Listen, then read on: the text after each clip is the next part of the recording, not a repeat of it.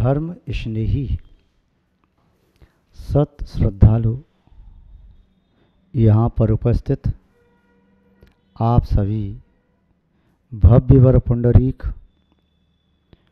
पुण्यात्मा महानुभाव,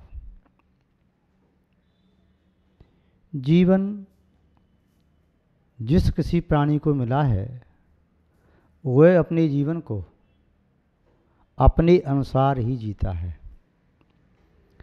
कथनचित ये बात ठीक भी हो सकती है कि हमारा जीवन है, न उधार का है, न किराए का है, न मांगे का है, न भेंट का है, न वसीयत का है, न किसी से छीना है, न दबाव से लिया है। हमारा जीवन जो हमारा जीवन है हम जैसे चाहें वैसे जिएं। यह बात एक पक्षीय है। द्वितीय पक्ष ये है, हमारा जीवन हम जिएं किंतु ऐसे जिएं जिस जीवन के जीने से सामने वाले को प्रतिकूलता न हो। भगवान महावीर स्वामी ने संपूर्ण धर्म का सार इस वाक्य में कह दिया, जियो और जीने दो। आप स्वयं जियो किंतु दूसरे के जीने में व्यवधान बन करके नहीं। आप जियो, स्वतंत्रता से जियो, आनंद से जियो, खूब अच्छे से जियो, किंतु तुम्हारे जीने से दूसरे को कहीं भी कष्ट न हो, कोई प्रतिकूलता न हो। यदि तुम्हारा जीना दूसरे के लिए अभिशाप हो रहा है तो आपका जीना वह सार्थक नहीं है। इसलिए जीवन ऐसा जीना है जिससे सामने वाला भी जीवन जीने की कला सीख जाए। अच्छा व्यवहार हमारे जीवन को सफल और सार्थक करने वाला है। हमारा बुरा व्यवहार हमारे लिए तो अभिशाप है ही, सामने वाले के वरदान को भी अभिशाप बनाने वाला है। आप ऐसा जीवन जियो जिस जीवन के जीने से आप ये महसूस करें कि मुझे मेरे जीवन का सार मिल गया, और सामने वाला व्यक्ति जो आपके संपर्क में है वह भी ये सोचे कि इनके साथ रहकर के मेरे 4 पल मेरी ज़िंदगी को सफल और सार्थक कर गए। ऐसा जीवन कैसे जिए, उस जीवन की क्या विशेषताएं हैं, क्या करना चाहिए ऐसा जीवन जीने के लिए, ये छोटी छोटी सी बातें हैं। आपके जीवन में बहुत महत्वपूर्ण बातें हो सकती हैं। इन छोटी छोटी बातों में जीवन का सार भरा होता है। कई बार ऐसा होता है छोटी छोटी बातों से व्यक्ति अपने व्यक्तित्व को निखार भी सकता है, बिगाड़ भी सकता है। ध्यान रखना, बड़ी बड़ी घटनाएं जीवन में बहुत नहीं होती, वह तो कभी कभी होती है, पूरे जीवन में 2-4 होती हैं। किंतु छोटी छोटी घटनाएं हमारे जीवन में हजारों, लाखों, करोड़ों होती हैं। प्रत्येक दिन में वह सैकड़ों की तादाद में छोटी छोटी बातें होती हैं। उन छोटी छोटी बातों से हमारा चित्त क्षुभित भी हो सकता है और शांत भी। उन छोटी छोटी बातों से दूसरे का दिल दुख भी सकता है और प्रसन्न भी। तो ऐसे कौन से कार्य से हमारा मन भी शांत रहे, सामने वाले को भी अच्छा लगे, उसके लिए है सबसे पहला उपाय है, हम कभी भी कोई बात कहें तो उस बात में मैं शब्द का प्रयोग न करें। आप अपने घर में रहें, परिवार में रहें, कार्यालय में रहें, दुकान पर रहें, संस्था में रहें, समूह में रहें, पार्टी में रहें, संगठन में रहें, ये न कहें कि मैंने ऐसा किया। ये मैं शब्द तुम्हें दूसरों से तोड़ने वाला है, अहंकार का पोषक है। इसलिए मैं शब्द का प्रयोग कम से कम करने की कोशिश करो। जो कार्य आपने स्वयं किया है, अच्छा कार्य किया, जिसका सब लोग एक जय घोष कर रहे हैं, सभी लोग प्रशंसा कर रहे हैं, उस कार्य का श्रेय आप अपने आप को न दो। ये कहो कि ये कार्य हम सब ने मिलकर के किया है। इस प्रकार कहने से तुम्हारे सहयोगी बढ़ेंगे। इस प्रकार कहने से तुम्हारे मित्रों की संख्या में वृद्धि होगी। इस प्रकार कहने से तुम्हें किसी दूसरे का मुंह नहीं ताकना पड़ेगा। सहयोग के लिए सामने वाला स्वयं सहयोग करने के लिए निरंतर तत्पर रहेगा। तो पहली बात तो समझ में आई कि मैं के स्थान पर हम का प्रयोग करें, अच्छे कार्य करें। सामने वाला सहयोग नहीं भी कर रहा है तब भी उसे ये कहो हम सब ने मिलकर काम किया। तो जो आपका यूथ है वह कभी भी आपको छोड़ेगा नहीं, हमेशा आपका साथ देगा। यदि मैं शब्द का प्रयोग करना ही है, आप करना ही चाहती हैं तो करो, किंतु कब? जिस समय आपके किसी साथी से, किसी सदस्य से, परिवारीजन से, किसी मित्र से, अपने आत्मीय सखा से, किसी से भी कोई गलती होती है तो उसे ये न कहो ये गलती इसने की, ये कहो इस गलती को मैं स्वीकार करता हूँ, हो सकता है मेरे कारण ही ऐसी गलती हो गई, यदि मैं अप्रमादी होता, इससे पहले समझा देता, सिखा देता, इससे गलती भूल से हो गई, किंतु इसमें गलती में इसका मुख्य रोल नहीं है, मुख्य स्थान नहीं है, मेरा हो सकता है, मेरा प्रमाद हो सकता है। तो सामने वाला व्यक्ति तुम्हारे प्रति समर्पित रहेगा, ये मेरी गलती को भी अपनी गलती मान रहा है, इससे भला व्यक्ति दुनिया में और कौन हो सकता है। तो ये व्यवहारिक जीवन तुम्हें और लोकप्रिय बनाने में कारण बनेगा। अगला विषय है वह बिंदु, तू शब्द का प्रयोग न करें तो ही अच्छा है, क्योंकि तू शब्द एक ऐसी खड़ी भाषा है जो सामने वाले को चुभता है। तू शब्द ये अति प्यार का प्रतीक भले ही किसी के द्वारा माना जाता हो, किंतु तू शब्द में सम्मान की भाषा नहीं होती, इसलिए मकारी तकारी भाषा शिष्ट सभ्य सज्जन व्यक्तियों के द्वारा नहीं बोली जाती। तो उसके स्थान पर आप शब्द का प्रयोग करें। आपने ऐसा किया, आप ऐसा कर रहे हैं और आप ऐसा करते हैं, आप शब्द का प्रयोग करेंगे तो सामने वाला तुमसे करीबी और बनाएगा। आप शब्द का प्रयोग करेंगे तो सामने वाले को अच्छा लगता है। तो आप शब्द को कहने की आदत डालें, अपने घर में भी, परिवार में भी, संस्था में भी, कार्यालय में भी, संगठन में भी, मित्रों के बीच में भी। उसको अनावश्यक रूप से तू कह करके अपने माहौल को ख़राब ना करें। आप शब्द कहने से आपका व्यक्तित्व स्वयं निखर करके और सामने आता जाएगा। आगे ध्यान रखें, आप कहीं भी बैठे हैं, अपनी बात को प्रारंभ कर रहे हैं और आप चाहते हैं आपकी बात को कोई ध्यान से सुने, आप चाहते हैं आपको कोई स्थान दे, आप चाहते हैं कि आप लोकप्रिय बने, आप चाहते हैं आपको सम्मान मिले, तो उसका सबसे अच्छा उपाय है, जिस व्यक्ति से चर्चा करना चाहते हैं उस व्यक्ति से बात का प्रारंभ यहाँ से करें, उस व्यक्ति की प्रशंसा से बात प्रारंभ करें। वाह, आपने तो बीते दिनों में एक ऐसा आदर्श खड़ा कर दिया, लोग बड़ी चर्चा कर रहे हैं। आपके कार्य करने का तरीका ही कुछ अलग है।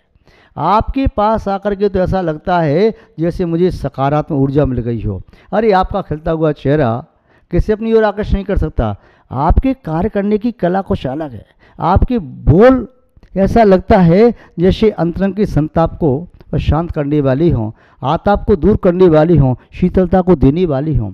इस प्रकार के शब्द कहते हुए बात प्रारंभ करोगे तो सामने वाला व्यक्ति अपनी प्रशंसा में दो शब्द कह भी सकता है, न भी कहे, किंतु वह अब पत्थर की तरह से अकड़ करके नहीं रहेगा। मिट्टी के डेले की तरह हुए व्यक्ति तुम्हारी प्रशंसा के शब्दों से फूल जाएगा, रिज्यू हो जाएगा, कोमल हो जाएगा, सॉफ्ट हो जाएगा, आपकी बात को ध्यान से सुनेगा। इतना ही नहीं, वह तुम्हारे भी गुणों की प्रशंसा करेगा। अरे आप भी तो बहुत अच्छे, आपकी अभी तो बहुत अच्छी बात है, बड़ी कला है, आपने ऐसा किया, वो कहेगा। फिर कहेगा और बताओ कैसे आना हुआ। फिर आप अपनी बात कहोगे तो आपकी बात को बड़ी ध्यान से सुनेगा। अगली बात ध्यान रखें, अपने जीवन को, अपने व्यक्तित्व को अच्छा बनाना चाहते हैं तो उसके लिए है, जो व्यक्ति आपके जीवन में बहुत महत्वपूर्ण हैं, जिन व्यक्तियों के बिना आपका जीवन समुज्वल या समुन्नत नहीं हो सकता, उन व्यक्तियों के प्रतिकूल व्यवहार को भी समता से सहन करने की शक्ति पकड़ कर है। आप ये न सोचें कि छोटी छोटी बात पर क्रुद्ध हो गई, छोटी छोटी बातों पर आपने जवाब देना शुरू कर दिया, आपने कहा मैं आपके साथ नहीं रह सकता। नहीं, जो व्यक्ति वास्तव में आपके लिए उत्थान की भावना भाते हैं, आपको ऊंचा उठाना चाहते हैं, उन व्यक्तियों के प्रतिकूल व्यवहार को आप अपने उत्थान की सीढ़ी माने, सहनशील बने, बड़े प्रमोदित होकर के, हंस करके, ठीक है मुझसे गलती हो गई, आगे सुधार करूँगा। वो एक कड़वे शब्द ही बोलता है तब भी उसका प्रत्युत्तर न दें, देना ही है तो अच्छे शब्दों में, सकारात्मक शब्दों में, उससे तुम्हारा व्यक्तित्व निखर करके आएगा। दूसरी बात, हमेशा दूसरे का उपकार और सहयोग की भावना रखें। कोई भी व्यक्ति है जिसे आप नहीं भी जानते हैं तब भी अच्छी भावना रखें उसके प्रति, तो उसके प्रति क्या हित कर सकते हो, हित करने की भावना भाएं। क्रिया करें या न करें, अच्छी भावना भाएं। तुम्हारी अच्छी भावना का तुम्हें फल अच्छा ही मिलेगा। आजकल लोग कहने लगे हैं अननोन व्यक्ति की सहायता क्यों करें, उससे क्यों बोलें, कोई पुलिस आ गई पकड़ के लेगी, कोई चोर हुआ तो, वह कोई मर्डर करके आया हो तो, कोई कुछ और हुआ तो। देखो भगवान सब देखता है, सर्वज्ञ है, सबदर्शी है। तुम्हें तुम्हारे पाप का ही फल मिलेगा, पुण्य का फल तुम्हें पाप रूप नहीं मिल सकता। अच्छा काम करो, हम इस बात को दावे के साथ कह सकते हैं कि अच्छे कार्य का फल अच्छा होता है। खेत में गेहूं बोने पर सरसों की फसल नहीं आती, अच्छे कार्य का फल अच्छा मिलेगा, बुरा नहीं मिलेगा। किसी को मिला भी है तो आज के कर्म का नहीं, पूर्व के कर्म का फल मिला होगा। आज तो तुम अच्छा ही करो, अच्छा सोचो, अच्छा बोलो, अच्छा कार्य करने का प्रयास करो। महानुभाव, इसके साथ साथ जीवन में एक बात ध्यान और रखो, सदैव अपने कर्तव्यों का पालन करने के लिए जागरूक रहो। कभी भी कर्तव्य का पालन करने से जी मत चुराओ। जो भी तुम्हारा कर्तव्य है, जिस सीट पर आप विराजमान हैं उस सीट पर बैठने के क्या क्या कर्तव्य हैं, उन कर्तव्यों का अच्छी तरह से आदर्श रूप में पालन करो। ऐसे कर्तव्य का पालन करो जिस कर्तव्य की पालना से लोग कुछ प्रेरणा प्राप्त कर सकें, आपको ये कहें कि वास्तव में कर्तव्य का पालन तो ऐसे करना चाहिए, ये आदर्श पुरुष हैं। वह तुम्हारा कर्तव्य पालन करना दूसरों के लिए प्रेरक बन सकता है और दूसरों के चित्त में आपकी छाप अमिट हो जाएगी। दूसरे आपको भगवान मान करके भी पूज सकते हैं। ऐसे भी इंसान हैं जिन्होंने भगवान को नहीं देखा, कहते हैं मैंने भगवान को नहीं देखा, मैं तो अमुक व्यक्ति को ही भगवान मान के पूजता हूँ, क्योंकि वह कभी कर्तव्य की चोरी नहीं करता, निष्ठा के साथ कर्तव्य का पालन करता है। महानुभाव, अगली बात संक्षेप में ही कहूँ, वह है अधिकारों का सम्यक उपयोग। आपके पास जो कोई भी अधिकार हैं, जीवन में कभी भी अधिकार का दुरुपयोग करने का दुस्साहस नहीं करना। अधिकारों का दुरुपयोग करना दुरावस्था, दुख और दुर्गति का ही कारण बनता है। आज तुम्हारे पास अधिकार हैं, इन अधिकारों का दुरुपयोग करते ही भी अधिकार छिन जाते हैं और दुरुपयोग करने के फलस्वरूप उसे दंड सजा भोगना पड़ता है। तो अधिकार चाहे एक मिला है चाहे अनेक, जो भी अधिकार हैं उसका उपयोग करो।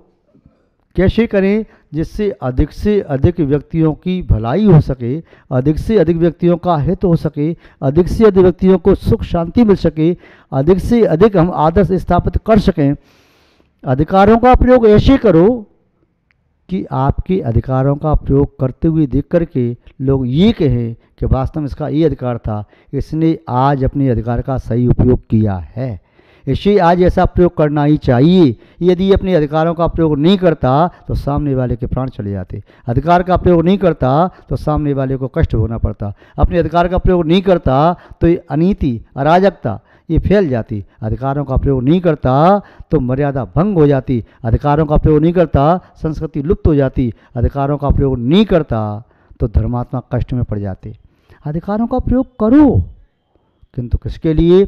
सत्य की, धर्म की, संस्कृति की, सभ्यता की, इसकी रक्षा करने के लिए, मर्यादा की रक्षा करने के लिए अधिकारों का प्रयोग करो।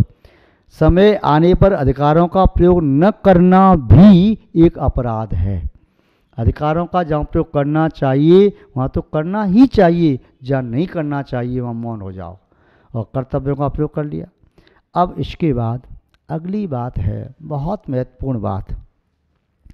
तुम जहाँ कहीं भी रहते हो, चाहे अपने घर में, चाहे अपने ऑफिस में, चाहे मित्रों के बीच, चाहे किसी संस्थान में, संगठन में, पार्टी में, किसी यूथ में, समूह में आप रहते हैं, उस समूह में आप ऐसे महत्वपूर्ण बन कर के रहो कि आप जब न पहुँचें तो आपका अभाव दूसरों को अखरे कि वह व्यक्ति आज क्यों नहीं आया, वह क्यों नहीं आया, अरे वह आता तो उससे माहौल अलग ही रहता। तो आप सबके बीच में आवश्यक बन कर के रहो, भार बन कर के मत रहो। कभी भी अपने जीवन को भारभूत मत बनाओ। जो दूसरों पर भार बन जाता है उसका जीवन स्वयं पर भी भार बन जाता है। इसलिए जहाँ भी रहते हो, घर में रहो तो आवश्यक बन के रहो, बाहर रहो तो आवश्यक बन करके रहो, जहाँ जॉब करते हो आवश्यक बन करके रहो। यदि तुम आवश्यक बन करके नहीं रहे तो आज नहीं तो कल तुम वहाँ से उठा करके फेंक दिए जाओगे। इसके बिना भी काम चल सकता है। आवश्यक बन करके रहोगे तो तुम्हारे बिना उसका एक क्षण भी काम नहीं चल रहा है, वह तुमसे कभी अलग होना नहीं चाहेगा। पिता बच्चों को रखे तो बच्चों को ये एहसास होना चाहिए कि मेरा जीवन पिता के बिना नहीं चल सकता। ये एहसास होना चाहिए मुझे जीवन में माँ की बहुत आवश्यकता है। ये एहसास होना चाहिए भाई को भाई की आवश्यकता पड़ती है, बिना भाई के मैं कैसे जी सकता हूँ। बहन की भी आवश्यकता है, पुत्र पुत्री की आवश्यकता है, पुत्र वधू की आवश्यकता है। तो वह जिस किसी अवस्था में है उस अवस्था में आवश्यक बन कर के रहे। इतना ही नहीं, जिसे अपने पास रखता है उसे आवश्यक बना करके रखे, भारभूत बना करके ना रखे। ये न सोचे चल रह रहा है तो पेट भर, चल रह रहा है तो तू भी खा पी लेगा, ऐसे नहीं। तो वह कैसे करे?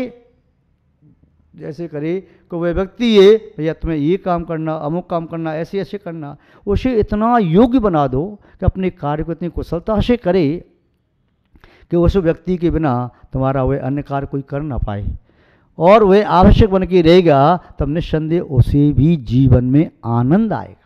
यदि वह भी भारभूत बन करके तुम्हारे पास रहेगा तो तुम भी उसे सहन न कर पाओगे, और वह भी अपने जीवन को भारभूत बना करके सहन न कर पाएगा। कहेगा मुझे क्षमा करो, आपको मेरी आवश्यकता नहीं, मैं चला जाता हूँ, आपको मेरा यहाँ रहना अच्छा नहीं लग रहा। तो इस प्रकार से क्या होता है कि वह व्यक्ति अपने आप को भार समझेगा, सामने वाला भार समझेगा, तो जीवन में पुनः सामंजस्य न बैठेगा, जीवन में सुख शांति नहीं आएगी, आनंद नहीं आएगा। इसलिए जीवन में बहुत आवश्यक है आवश्यक बन करके रहना, और किसी को रखना है तो आवश्यक बना के रखना। चाहे वह चेतन वस्तु है चाहे अचेतन वस्तु। चेतन वस्तु है तो इंसान है तो अलग चीज़, वस्तु भी है तो वस्तु भी अपने पास वही रखो जिसकी आपको आवश्यकता है। अनावश्यक वस्तु तुम्हें दुर्गति की ओर, अनर्थों की ओर ले जाएगी, तो अनावश्यक को मत रखो, से अलग कर दो। उसके बिना काम चल सकता है तो काम चलाओ, नहीं चल सकता है तो रखो। और एक बात और कहना है अंत में, वह है व्यवहारिक जीवन की विशेषता, जिसके चित्त में शांति होती है, जिसके चेहरे पर मुस्कुराहट होती है, और जिसके वचनों में मधुरता होती है, और जिसकी क्रियाओं में दया का भाव निहित होता है, ऐसा व्यक्ति निस्संदेह व्यवहार कुशल कहलाता है। ऐसा व्यक्ति निस्संदेह स्वयं भी आनंद का अनुभव करता है, वह स्वयं भी अपने जीवन को सफल और सार्थक करता है। उसका स्वयं का जीवन इस प्रकार से जिया हुआ एक क्षण का जीवन भी वरदान स्वरूप बनता है, और दूसरों के लिए एक क्षण की संगति भी मिलती है, तो वह भी एक क्षण की संगति से अपने जीवन को वरदान स्वरूप बना सकता है। जैसे एक प्रज्वलित दीपक बुझे हुए दीपकों के बीच में पहुंच जाए, क्षण भर का संस्पर्श सम्मिलन हो जाए, तो बुझे हुए दीपक एक जले हुए दीपक के एक क्षण के संपर्क से अपने आप को प्रज्वलित, जाज्वल्यमान और ज्योतिर्मय कर सकते हैं। तो आपका जीवन भी ऐसा हो कि आप अपने जीवन से स्वयं ज्योतिपुंज बने और दूसरों को ज्योतिपुंज बनाएं। ये व्यवहारिक जीवन जीने की कुछ बातें आपसे कहीं, मुझे आशा और उम्मीद है और विश्वास भी कि आप इन बातों का अवश्य ही चिंतन करेंगे, अमल करेंगे, जीवन में धारण करने का प्रयास करेंगे, जिससे आप एक महान व्यक्तित्व के धनी बने, आपका जीवन आदर्श जीवन, प्रशंसनीय जीवन बने, स्व और पर के लिए सुखद जीवन बने। मैं ऐसी भावना भाता हुआ इस शब्द श्रृंखला को हम यहीं पर विराम देते हैं। जय बोलिए श्री शांतनाथ भगवान की।